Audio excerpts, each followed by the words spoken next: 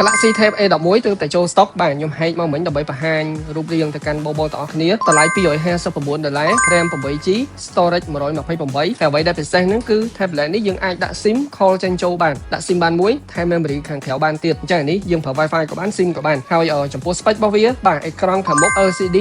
8.7 inch ជាមួយនឹង refresh rate 90Hz អញ្ចឹង 90Hz ពេលដែលយើងអូសបញ្ជាវា smooth ល្អហើយកម្រិតក៏មិនសូវជាក្រាស់ប្រហែលដែរអ្វីដែលសំខាន់គឺវា cell អានេះ cell ស្រួលកាន់ដៃមួយមែនទែនចំពោះកាមេរ៉ាខាងក្រោយ8 megapixel កាមេរ៉ាខាងមុខ5 megapixel chip វាប្រើ chip ប្រភេទ MediaTek Helio G99 chip នេះវាមកខ្លាំងសមរម្យដែលខ្ញុំបានតេស្តនៅលើ smartphone ភាគច្រើនដែលប្រើ chip ហ្នឹង game PUBG ហ្នឹងគឺលេងបាន60 frame លេងបាន smooth បាទ Call of Duty Mobile Legends ហ្នឹងគឺលេងបាន1 aim ហើយសម្រាប់ថ្មរបស់វាអានេះទំហំ5100 mAh ខាងក្រោមមានរន្ធដោតកាសរន្ធ speaker នេះមួយគ្រាប់ខាងលើមួយគ្រាប់អញ្ចឹង speaker វា stereo 2គ្រាប់បង្ហាញរូបរាងម្ដងទៀតអានេះពណ៌ក្រេតែមិនចេញទេបាទតែម្ដងហាងក្តៅអញ្ចឹងបើសិនជាបងប្អូនទាំងអស់គ្នាមានចំណាប់អារម្មណ៍អាចអញ្ជើញមករកទិញបាននៅហាង Nika យើងមានការធានាផ្លូវការពីក្រុមហ៊ុនត្រឹមត្រូវជាមួយនឹងការថែមជូន cash original ហើយជាមួយនឹង screen របស់វាបាទទិញទៅបានមួយឈុតតែម្ដងអញ្ចឹងនៅក្នុងវីដេអូហ្នឹងគឺខ្ញុំមានតែប៉ុណ្្នឹងទេអរគុណចាំជួបគ្នានៅក្នុងវីដេអូក្រោយទៀត